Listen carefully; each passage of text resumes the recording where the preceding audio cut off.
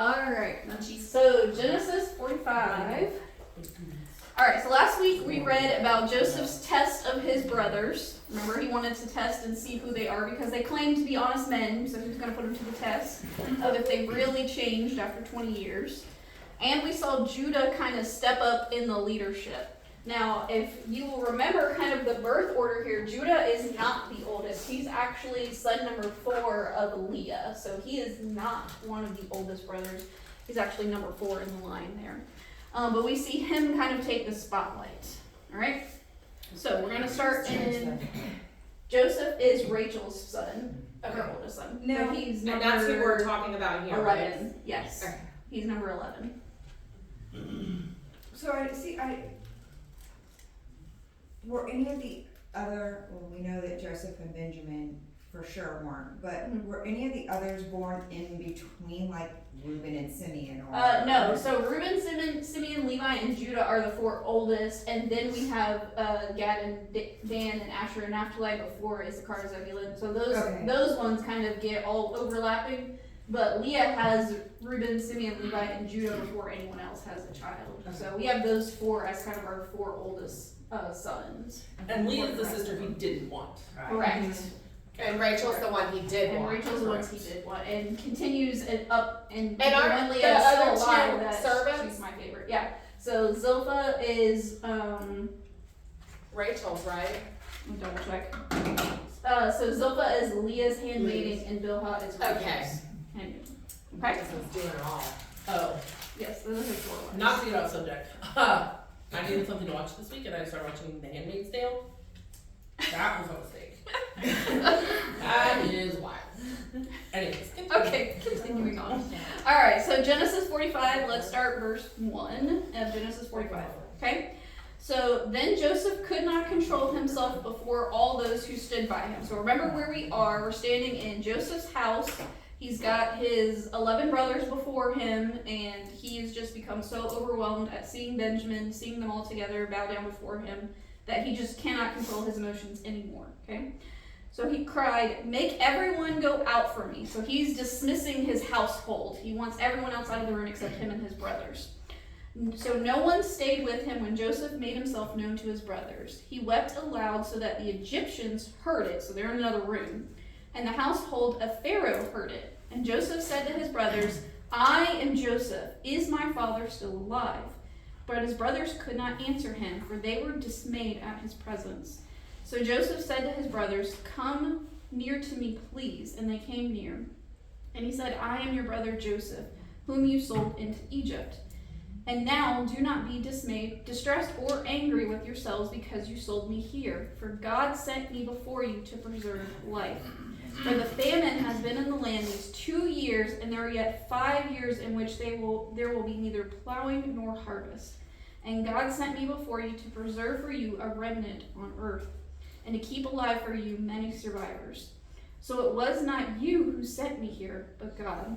He has made me a father to Pharaoh, and lord of all of his house, and ruler over all the land of Egypt.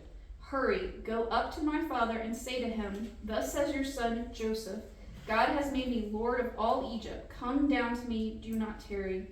You shall dwell in the land of Goshen, and you shall be near me, you and your children and your children's children, and your flocks, your herds, and all that you have.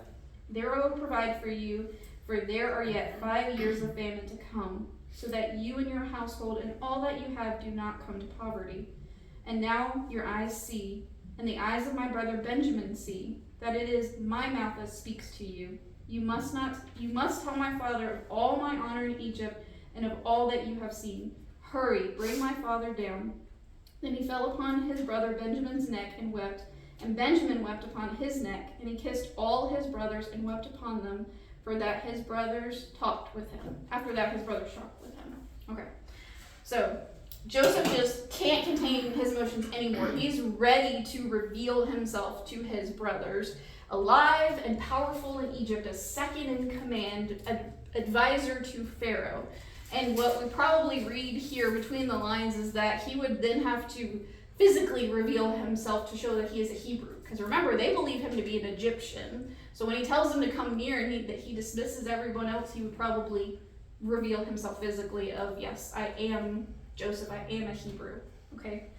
So despite the pain that they caused, Joseph forgives them, and he explains that God is the one who ordained him to be here, not them. Even though God used them as the physical arms to move him to Egypt, God had a plan all along.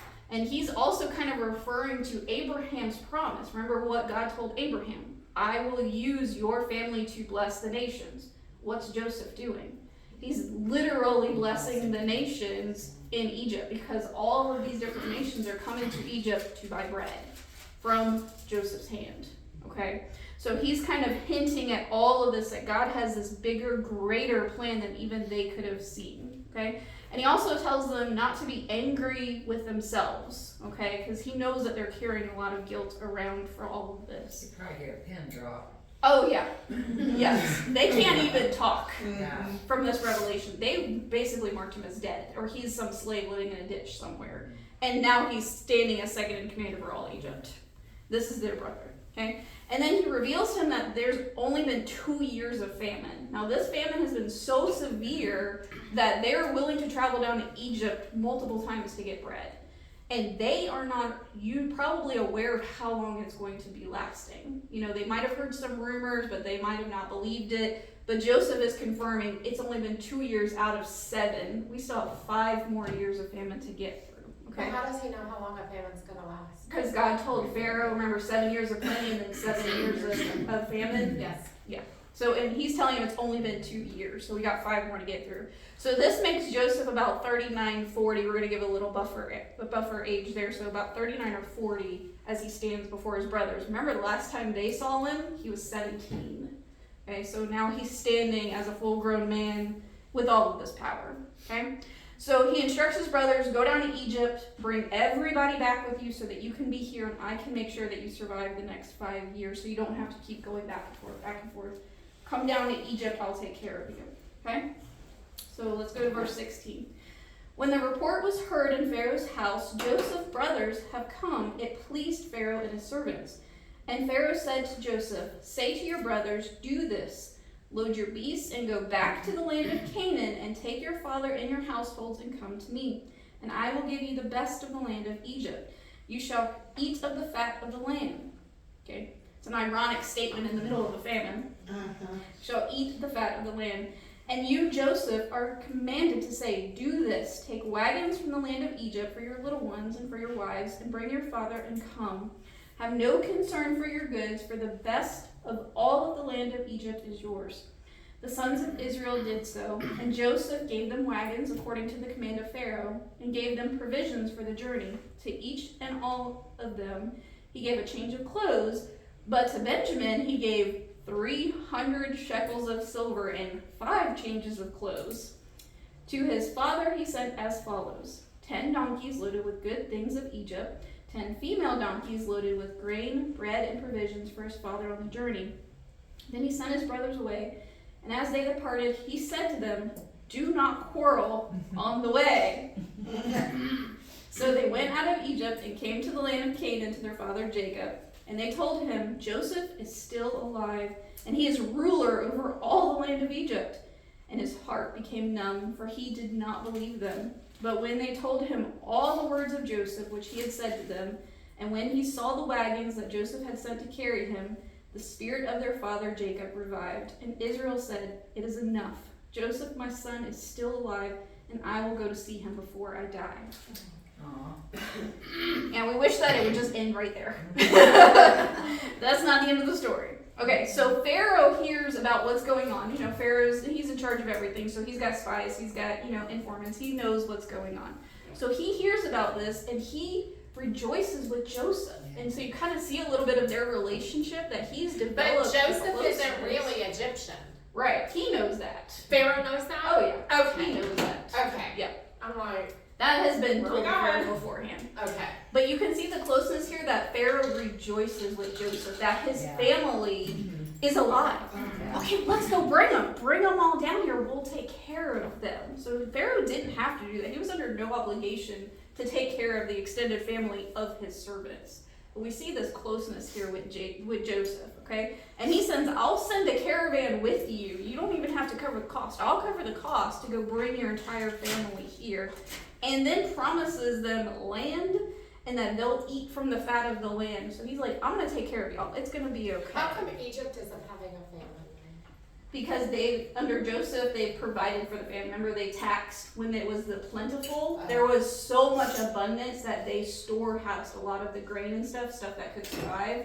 So now So they're being Egypt able to isn't having portion. the famine, everybody else is. Well, they have famine in the land, but they have all these storehouses that they're pulling from. Okay. Like the grasshopper on the ant store. Yes. So they've stored up to be able to survive the famine. So they're still experiencing the famine, but they have all these storehouses of food and things like that. Yeah. Okay. So I love that before Joseph sends his brothers away, he says, "Don't quarrel on the way home." Boy, Could you imagine He the knows conversation? his brothers. Yeah. Yeah, on the could way you back. imagine the conversation if he just went by and then all of that guilt, all of that pressure, all of 20 years of family drama comes out on the car ride home, right? Okay. It's your fault. Yeah. It's your fault. No, it's your fault. You wanted to sell it. No, I wanted to save it. Who's telling Dad? Who's telling me that? Look, he's not going to even believe us, right? So Joseph tells them, don't quarrel. Listen, y'all, it's in the past. Everything that has happened, y'all need to let it go, okay? Just forgive and forget 'cause that would've been so all of that much guilt. more if that was me. Okay, Yeah. exactly. I'd have They been would've like, been in whichever an one of you scene. survives the conversation can come back, right? They're probably wanting to kill each other over the grief, the guilt, the shame, because now they have to tell Dad the whole story. Remember, because How it started. remember what Jacob believes. Jacob, they handed him a bloody coat, Right. and he goes, "Oh my God, my son is dead." And they go, "Right, Joseph's dead." And so now they got to go tell Dad, well, no, that's not what Just really kidding. happened. So 20 years ago, funny story. He didn't die. We made that up, right? Okay, so which one of them is going to tell Dad, right? Okay, so they're dealing with all of that on the ride home to go get Dad and convince him to come to Egypt. Okay, they have to convince their father to come back. Which might be as long as Psalm 119. Yes. I Probably mean, can you longer. imagine That's a the longer parade coming into The this? caravan, Yeah, yes. I mean, literally, there's nothing Wagons there and donkeys and where provisions. they're headed to, and then Jacob sees all that. And then they go, no, see, look, we have proof, Yeah, right? that would help. That would help. Proof. The story. Yeah. Okay, so they return to Jacob and they tell him everything. And at first Jacob goes, I don't believe it, because would you? You know, if you believe that your son had been dead for 20 years, and then the brothers show up and go, ha, just kidding. He's actually alive, and he's second in command in Egypt, and he wants us to come to Egypt. Jacob's like, no. Y'all are liars. Y'all been liars from the beginning. You're the sons of deception. I don't believe you. And then behind them strolls in a caravan, and he's like, maybe I'll believe you. Maybe Joseph is really alive. It makes me think though those parents that lose a child that goes missing, and they never lose hope that child will be found. Yeah. Because there was never proof. There's never of proof. that body or Right. death. But Jacob was handed a bloody coat. Yes. So they He provided didn't have any evidence. hope left. He had no hope left. Yeah. And now he's being told that not only is Joseph alive, but he is the reason why they have abundance and a famine. Yeah. And he wants them to come to Egypt. And Pharaoh is going to protect them. That's a big story to swallow. Yeah. It's a big story to swallow. Okay? So Jacob finally believes it. My son is alive. I want to go see him before I die. Okay? So they're going to get ready to set off to go to Egypt. So Something is coming. something is coming, yeah. We're not done with Joseph and Jacob yet. But it's not a bad thing. The shoe is already dropped. We just have some leftover drama and some things coming. Yeah. We have results of all the choices. Alright, so Genesis 46. Okay, let's read the first couple of verses here. So Israel took his journey with all that he had, and he came to Beersheba, and offered sacrifices to the God of his father Isaac. And God spoke to Israel in visions of the night, and said, Jacob, Jacob. And he said, Here am I. Then he said, I am God, the God of your father. Do not be afraid to go down to Egypt, for there I will make you into a great nation. I myself will go down with you to Egypt, and I will also bring you up again. And Joseph's hand shall close your eyes. Then Jacob set out from Beersheba. The sons of Israel carried Jacob their father, their little ones and their wives, in the wagons that Pharaoh had sent to carry him.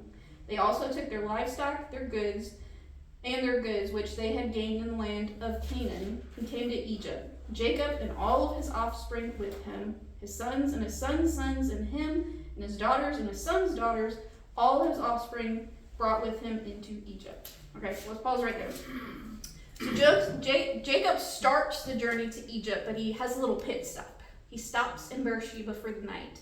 And what we see is that God decides to step into his life one more time and to confirm, yes, you are on the right track. Don't be afraid to go down to Egypt, because Jacob doesn't know what's waiting for him in Egypt. This could be an ambush. This could be a falsehood that these sons of his are leading him into.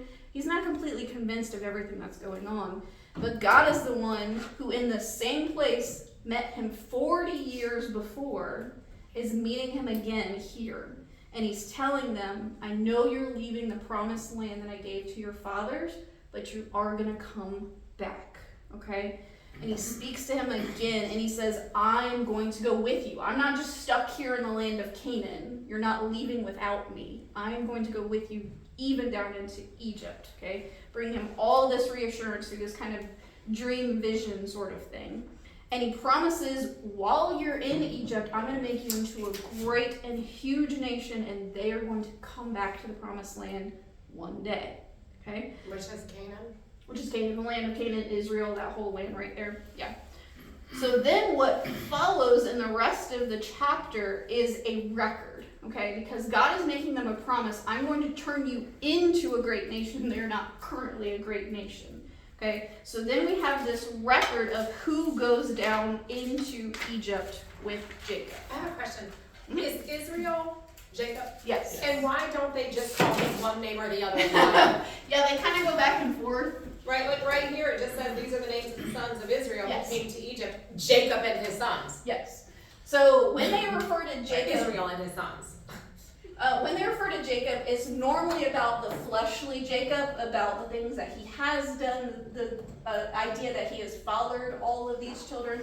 And Israel is often used in when he refers to the covenant, to the future generations, to the promises of God. Like the spiritual So side. the spiritual side of it. So he kind of interchanges both of them, and you kind of see this combining of like spirit and flesh.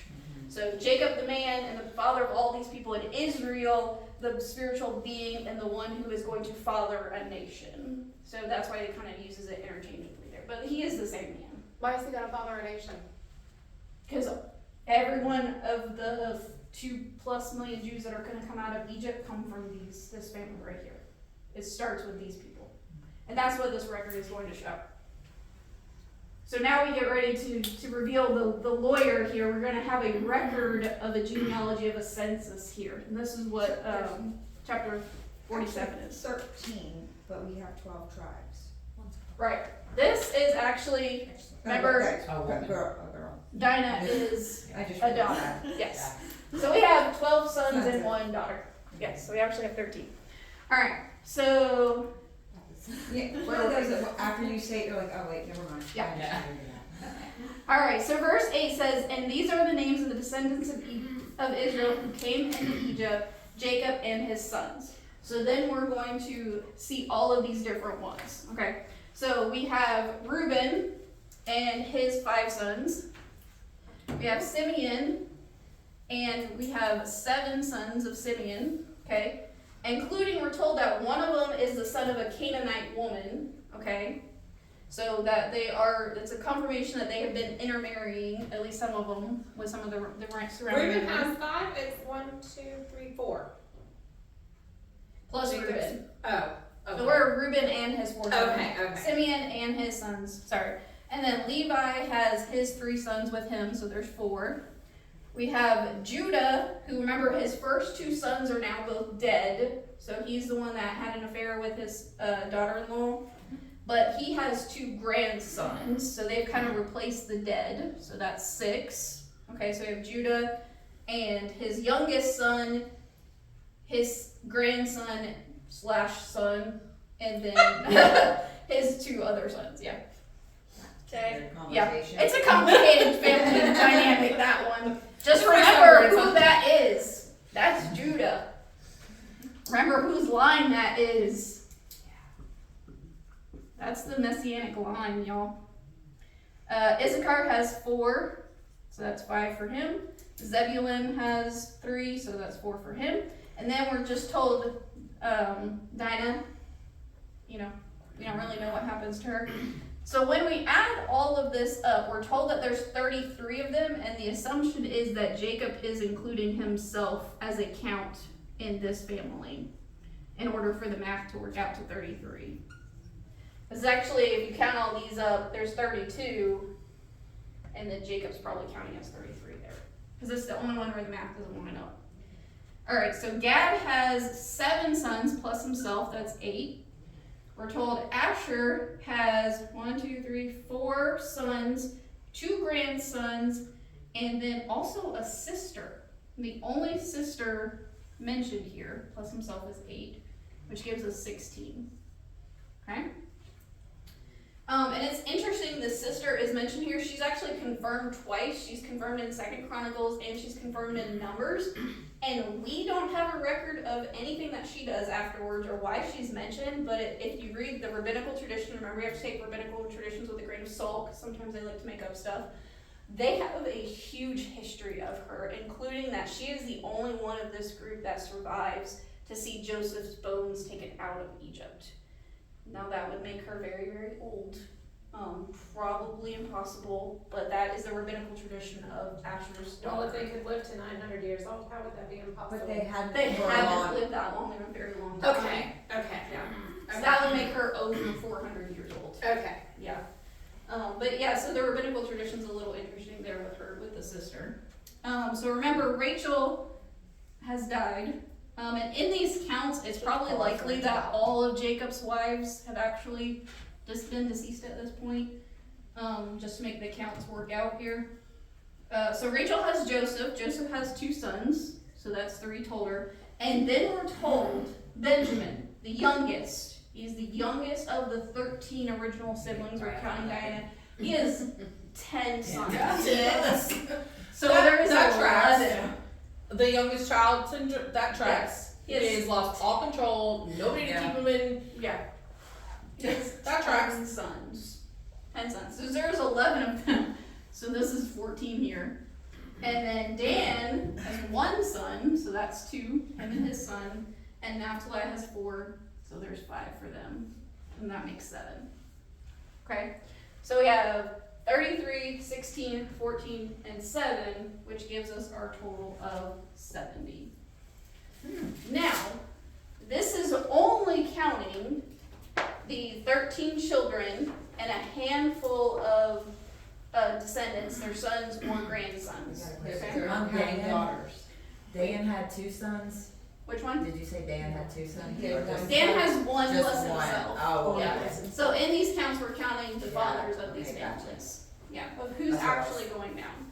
So with Jacob, okay, so in this 70 we have Jacob, we have his 12 sons, his 1 daughter, we have 51 grandsons, remember, of Jacob, that's who we're counting here, 1 granddaughter of Asher's, and then 4 great grandsons for a confirmation total of 70. Okay? But do you see who's missing out of this count here? So we have Jacob, his 12 sons, his 1 daughter, 51 grandsons, and 1 granddaughter, and 4 great grandsons. Who's missing from this list? All the wives. I mean, the women who All their birthed wives. these children. Right. So all of the 12 sons' wives, all of these grandsons' wives, in order to get these grandchildren here. So we're not told how many wives. But the reason of that is because these wives are probably who? Not only just the Canaanites, is we know at least one is a Canaanite, but who else are we missing? The Shechemites. the Shechem tragedy. Remember, they killed Oh, they all killed of the all men. them, yeah. They took all of those Wow. women. Right. The emphasis here is that probably some of these sons married some of those women and took them, those widows and things like that. So we probably have some of the Shechem widows as some of these wives. They all have at least 2 wives. Some of them might, we're not told exactly, but some of them might well indeed have more than one wife. We're just not told. So we actually have 70 plus that are going down into Egypt. But the record states 70 because these are how we count the generations that are going in there, the people of promise basically. But it's very interesting that among the people of promise we have at least one daughter, one granddaughter, and we're told that at least one of the sons comes from a Canaanite woman. So we have these kind of nudges toward it's just not the people of Israel. It's all of these other people as well. And it's not just sons. We have these nods toward daughters and a granddaughter. Okay? So all of these people, 70 plus, go down into Egypt. And out of that 70 plus, so we take 70 plus, you add 400 years, okay, of how long they're actually in Egypt, and we go to 2 million plus. And that's how many people go out of Egypt. That's crazy.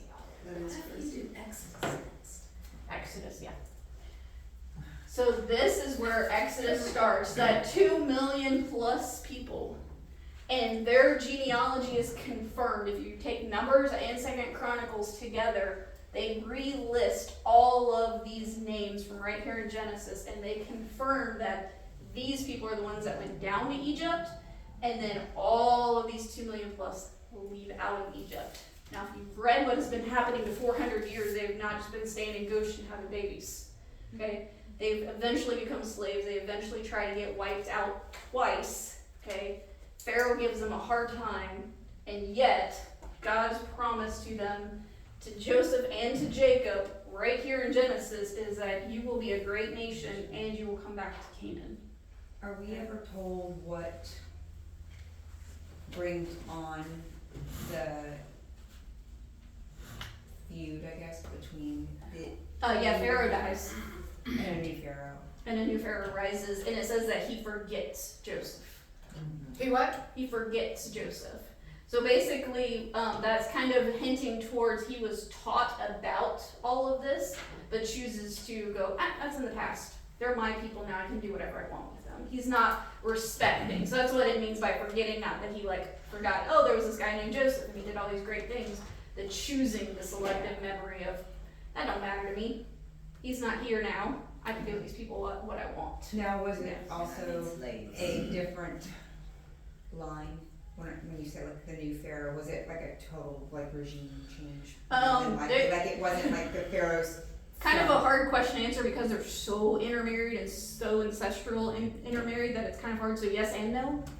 So he's related, not directly, but yeah. Like he may not have been a direct son, but he was. He's very definitely aware of everything going on. But when he rises to power, he decides, I'm going to make a new Egypt. And hey, I've got these million people running around doing nothing. Yeah. And it starts very slowly. And you see the Egyptian history of them starting to slowly overdo it. And then it doesn't take 400 years. What is but, Egypt like now? it's a rubble of what it was.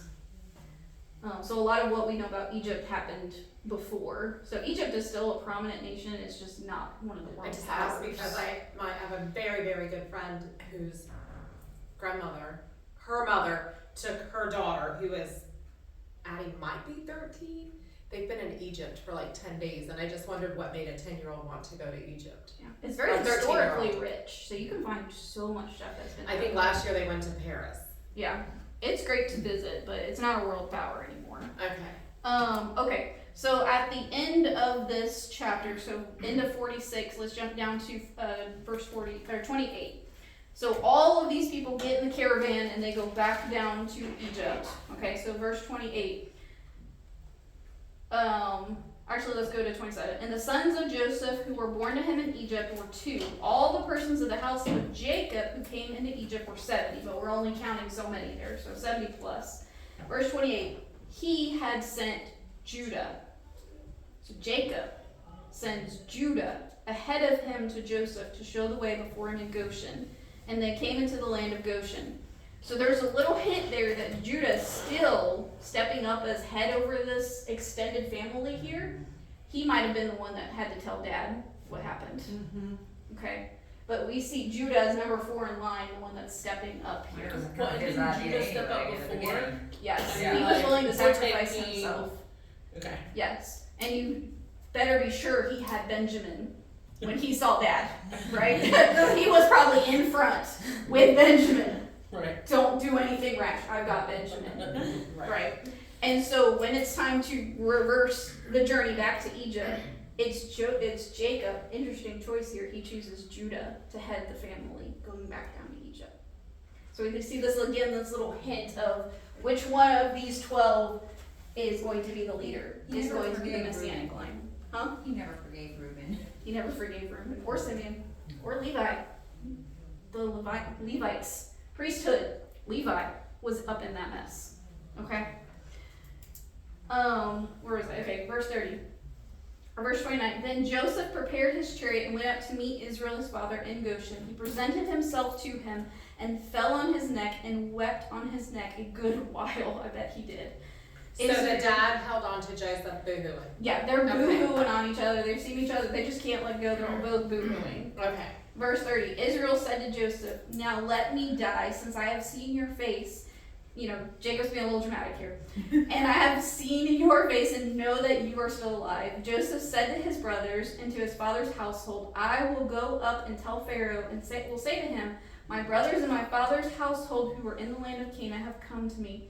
And the men are shepherds, for they have been keepers of livestock. And they have brought their flocks and their herds and all that they have. When Pharaoh calls you and says, what is your occupation? You shall say, your servants have been keepers of livestock from our youth, even until now, both we and our families, in order that you may dwell in the land of Goshen. For every shepherd is an abomination to the Egyptians. Okay? So Joseph and Jacob kind of have this moment of just pure joy and reconnection. I mean, they're just weeping on each other. Jacob is 130. So he has been grieving this death of his son for over 20 years. And he finally sees him He's alive. 130 years old. Jacob is 130 years old at this time. Yep. So Joseph assures his family, hey, Pharaoh has agreed to give us some land in Goshen, which was kind of set apart from the main part of Egypt, because they literally are separating themselves. So we saw that in Joseph's house, where the Egyptians and the Israelites could not sit together and eat together. So he's giving him land a little bit separated out. And he's telling them, hey, when I take you before Pharaoh, I'm going to give you a little hint. Just confirm that you are shepherds, because I don't want you as close to Pharaoh as you could come into trouble here. Okay, so we're gonna set you over here in this nice little cushy area of Goshen. You're gonna raise your flocks. You're gonna have a great time. You're gonna let your families expand. We're gonna do great here. We're gonna survive this famine. Okay, so we've moved from betrayal to redemption to hope. Hope that God was going to do what he said he was going to do. He's going to make them a great nation, and they're going to come out of the land of Egypt. And I bet they're probably thinking, we're going to leave in 5 years, right? We're just going to survive this famine, and then we're going to go home. But that's not the rest of the story. The story's not done yet. How long does it take to travel back and forth?